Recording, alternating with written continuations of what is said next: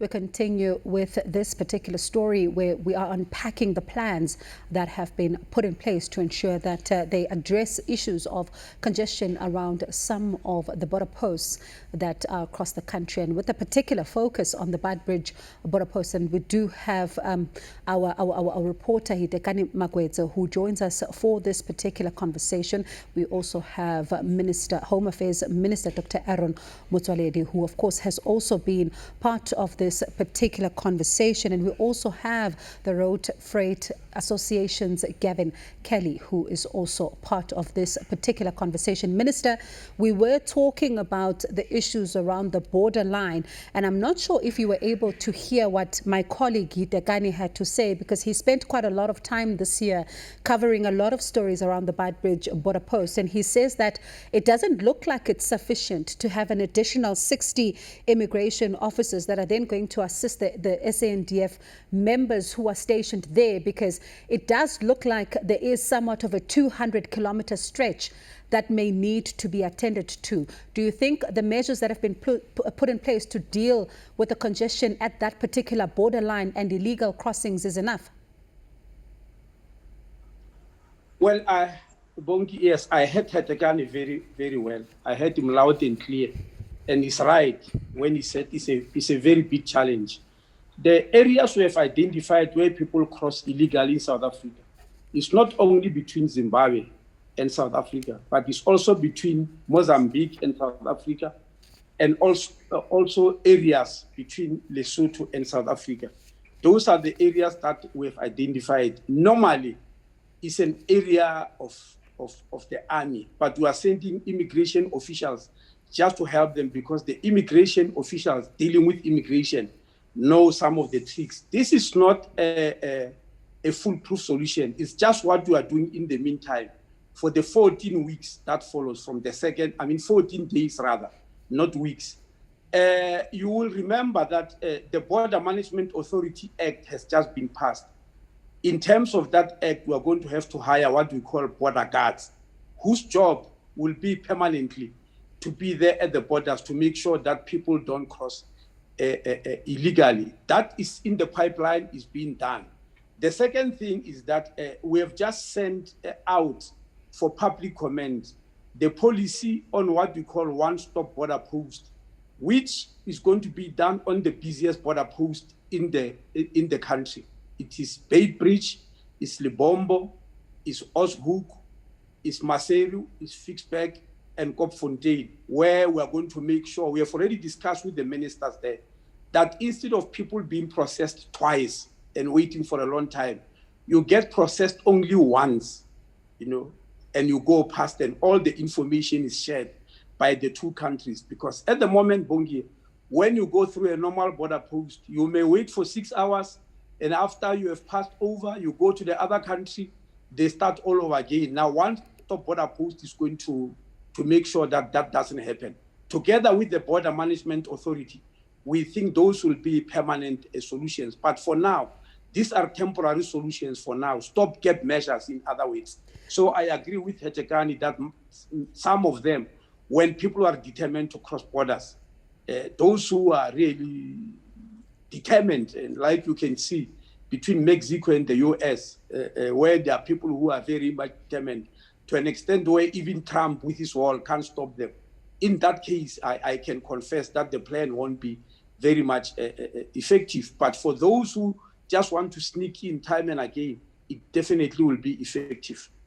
And Minister, I then wonder how much of a conversation is then taking place with your counterparts here at home, because when you look at that fence, it was a fence that was meant to curb some of these particular incidents, but we've already ascertained that that fence, loosely put, it's useless. And you're then looking at the issue that we've got COVID-19 now, and we do have this new variant, which is now causing quite a lot of strain when it comes to how these cases are now, spreading rapidly. What then is going to be, the one thing that then gets done, because you now need to speak to your counterpart in the health department, you need to speak to public works, you need to speak to the SANDF. I wonder if those conversations have taken place. The plan I've just outlined to you, Bongiwe, as I said, was hatched by NetJoints, the National Joint Operation and Intelligence Structure. Even today at the press conference, I had members of NetJoints, the commissioner from the police side, from SARS, from intelligence.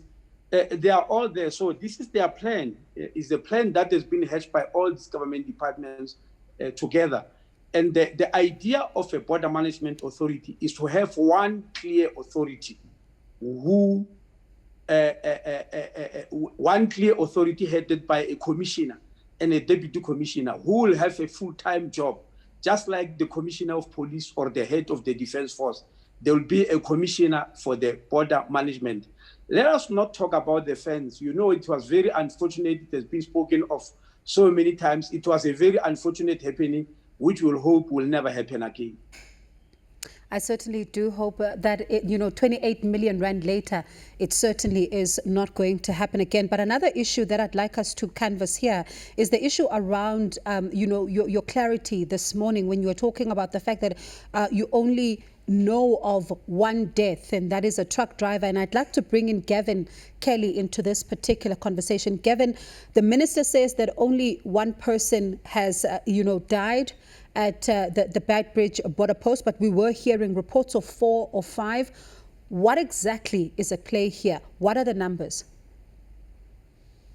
Rather, one truck driver, Bongiwe. Okay. One truck driver. I'm talking specifically of truck drivers. Yeah. Yes. And then, Gavin, is this the information that you also have? Good evening, Bongiwe. Obviously, we don't sit here in Pretoria and work up stats. We have people on the ground who report to us and tell us exactly what's happening. And of course, they get information from people. And one of the things we do is we ask them to verify, to make sure that whatever information comes from them that we then need to escalate is in fact true. Now, we were told by our sources at Beitbridge, who got their information from the Musina Municipality Ambulance Service, that 4 people died in those queues. That's what we have. There were a lot more figures that were being flouted around social media. I think at one stage there was something like 15 or 17. But we had cautioned people to make sure that if they're going to report anything of that note, and those were the figures we had that we'd got from our representatives at the ground, that 4 people had died in those queues. Obviously, we don't know who they are or for what reason they passed away. That is the role of the SAPS. But that was the information that was given to us as verified. And Gavin, when you look at the minister's statement a little earlier on, it talks about how, when there was an increased number of trucks that were then waiting to go through the Beitbridge border post, many truck drivers apparently panicked. They abandoned all the prior arrangements which were made with the authority for a smooth flow of traffic. The normal arrangement is that trucks must park in holding areas or truck stops where they finalize a myriad of documents demanded by SARS. And the minister's statement then continues to say by the time they leave the holding areas, most of this administrative work will then be completed. Unfortunately, these holding areas were abandoned and trucks parked on the road and even occupied lines of incoming traffic, consequently even blocking traffic from the Zimbabwean side heading into South Africa. It sounds like from the statement by the minister, the chaos may have been caused by truck drivers. Do you agree?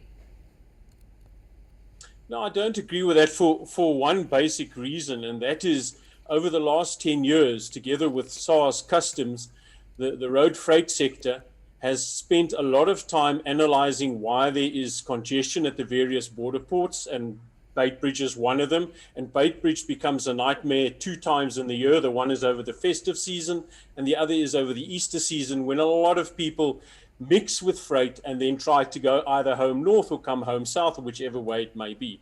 And what we devised was this electronic clearing system, which took some time to come online, and for the last 5 years at least has been operating extremely well. And SARS Customs, and you can check that with them, are very happy with the way in which road freight services use the pre-clearing. They say up to 95% of operators are compliant. Obviously, those who are registered into the system, which means that the vehicles that approach the port or the port to exit, Beitbridge, need to have this cleared before they can get anywhere near Beitbridge, and they're not allowed to proceed to the port of entry or exit unless they have a clearance from SARS. So those who were there without documentation, I find that very strange. Obviously, there are some who might still use a manual system. We can sit here and we can point fingers, and I'm not here to point fingers at the minister at all. What I have called for, and I see the ministers trying to get that right, is that we can't ever let this happen again. So if that was the issue, if there were trucks that were leaving staging posts, getting into the road, and then causing chaos, we can't let that happen in 3 days' time. Mr. Minister, we can't. And if we need somebody there like traffic officials or somebody else, we've got to get that right so that we make sure that what caused this queue a couple of days ago will never happen again. We need to deal with the cause, not with the symptom. I wonder then what you say to that, Minister, because that is quite an important point of law enforcement. Was there any law enforcement called to try and deal with this particular situation? And how are you going to deal with it should it happen again? Well, Bongi, it is true that we need law enforcement. And I'm happy that Gavin said if some of them did park on the roads without requisite documentation, he might not be aware, but we are definitely aware. That's why some of the trucks have to be pulled out by army trucks. What happened is this situation of some of the truck drivers abandoning the holding areas happened in November. You might have remembered that. I rushed to Beitbridge and I met with my counterpart from Zimbabwe, Minister Kazembe, Minister of Home Affairs, and Deputy Minister of Trade and Industry, and Deputy Minister of Health. We thrashed this issue, and then we agreed with the traffic officials who helped, worked very hard around the clock to push back the truck drivers into the holding areas so that normal work can happen there. Now, come Christmas, you are aware that during Christmas period, there are lots of accidents all over the country. Many people are dying, especially that liquor was still not prohibited. There was liquor all over. So the traffic police were deployed there to try and save lives. And all of a sudden, we realized that it opens a gap, unfortunately, in Beitbridge. We had to call them back. And by the time we called them back, chaos was already reigning. We even have to bring in 36 soldiers to help the traffic officials because we assumed that the system was running itself, as Gavin is saying, and the truck drivers will stick to that. But they didn't. Maybe they belong to different associations, but they didn't.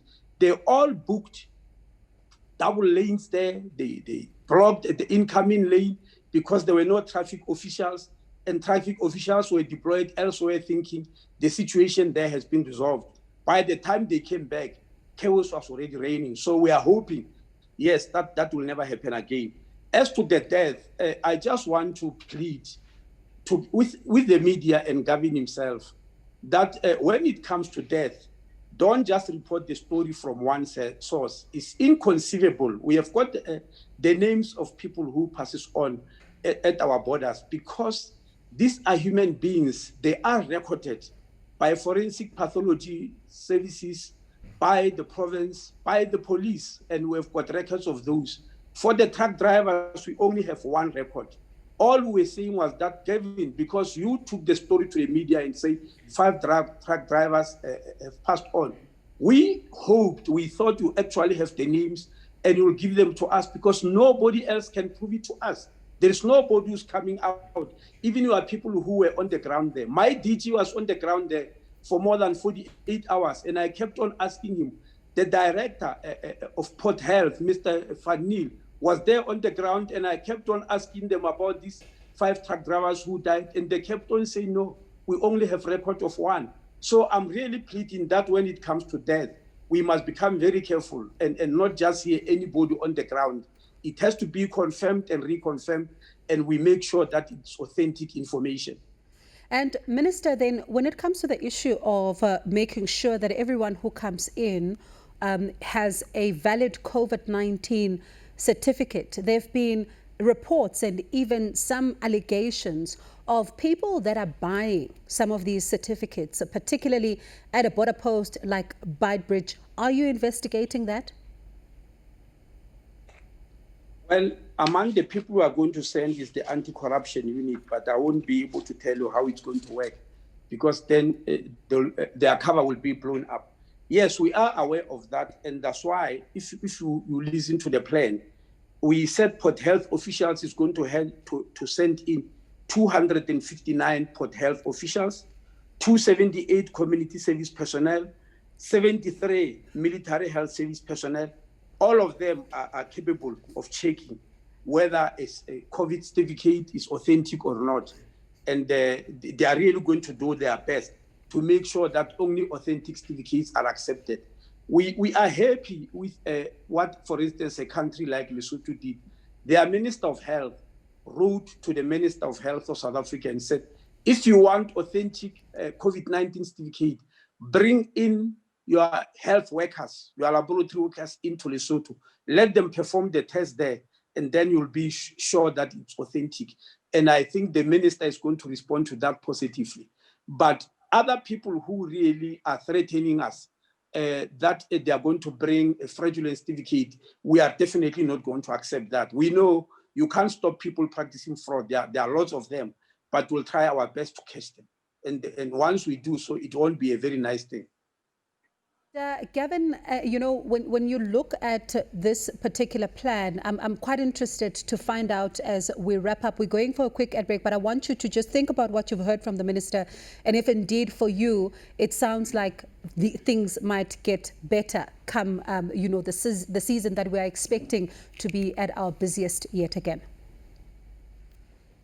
Look, from what the minister said, the minister has dedicated resources. He's spoken about how he's going to identify some of the problem areas, and that is very heartwarming. It means that there is a plan in place. And let's not fool ourselves. Not all plans always work. So obviously we'll do some learning. We've learned something from what happened in the last 2 weeks. So I'm very, very pleased and very, very happy that the minister is putting this forward, and that's some of the things that we asked for. One of the things that can be done is to learn from what's done from massive borders around the world, and I'm sure the minister has information on that. For example, the US-Mexican border, that a lot of those checks are done 10 or 15 kilometers away to ensure that there isn't congestion at that very crossing. But from what the minister said, from the freight side, thank you, because it sounds like you've got a plan and we're not going to let this happen again. That's the important thing, is we need to learn from these mistakes. And gentlemen, I'm going to ask you just to pause there. We have to go for a quick ad break and then we'll round up our discussion in just a moment.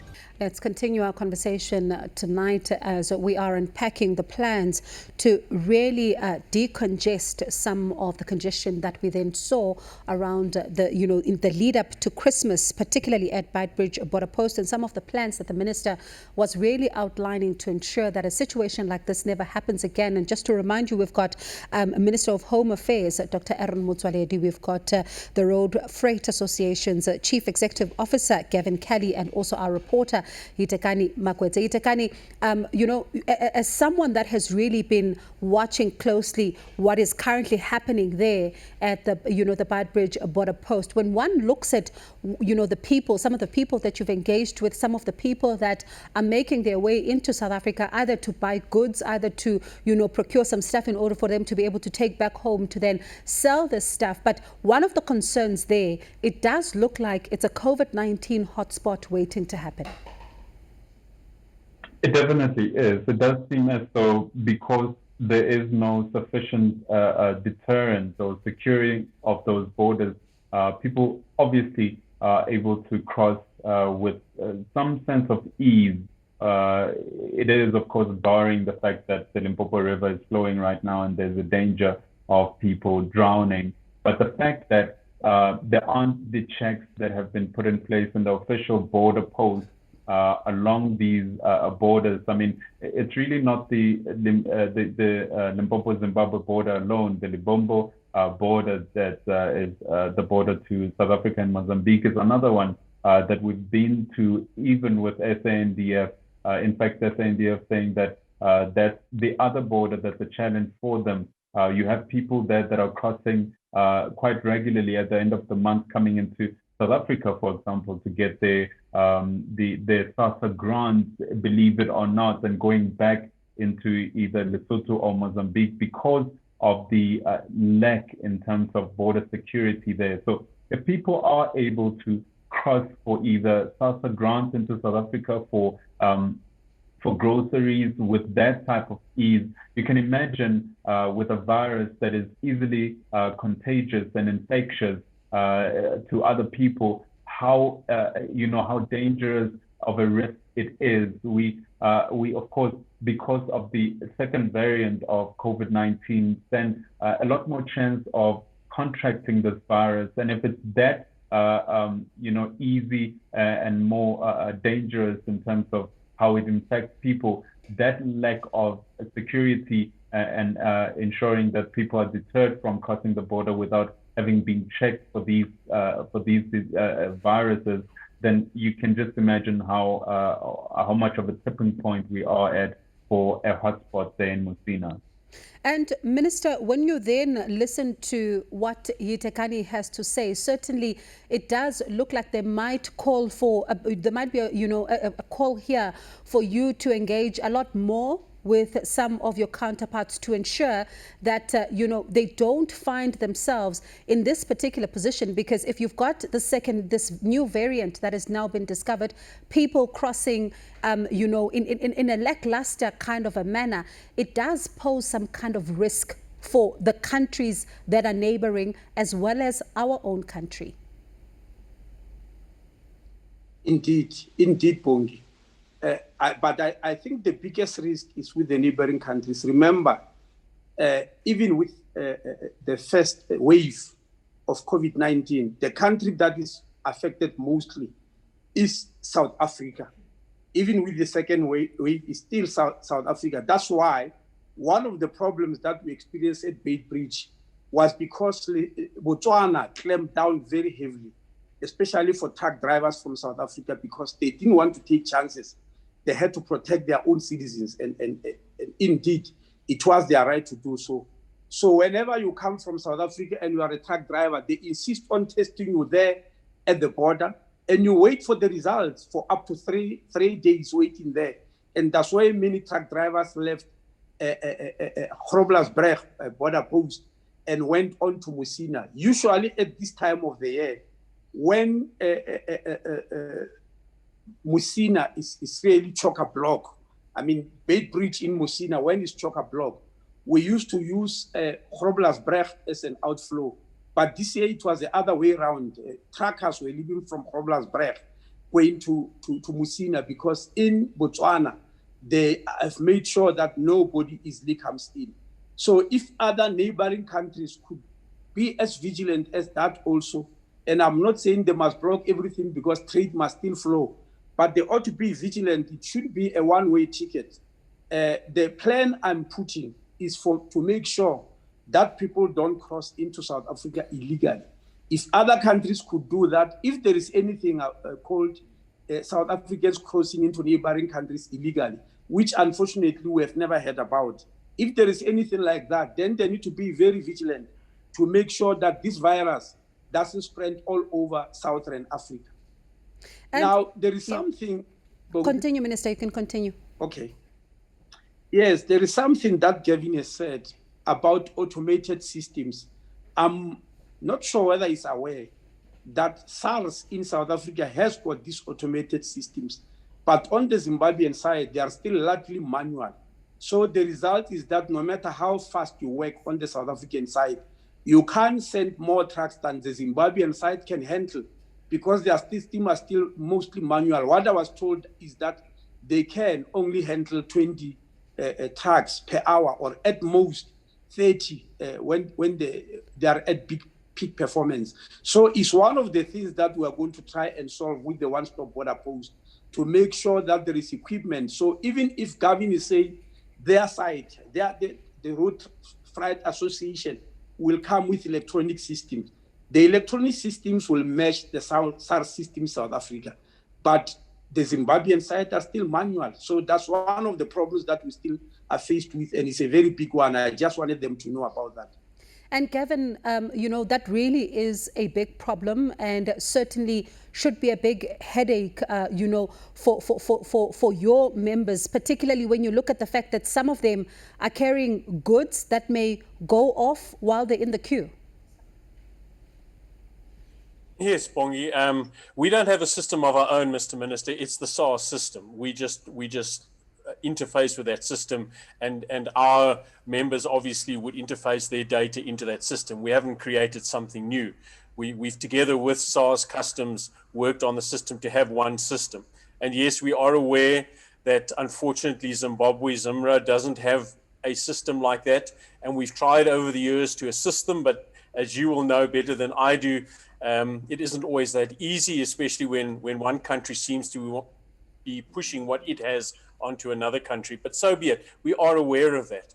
The important thing is that we must be able to manage those queues. So if it is those 30 vehicles, as you say, so then that those 30 vehicles would move through the port and the rest are held somewhere that do not then cause this confusion. Yes, we are fully aware of that. All right. Thank you so much for your time to all of you tonight. Minister Motsoaledi, thank you so much for your time. Hitekani and Gavin there, who were just basically discussing, looking into this particular plan to really decongest some of the ports of entry here, because we saw quite a lot of chaos in the lead up to Christmas, and that Christmas period there becoming of grave concern, as quite a lot of truck drivers found themselves in backed up queues. And the minister saying that this plan that has been put together by Neck Joints is to try and avert this particular problem, and we are going to be monitoring developments around this particular story very closely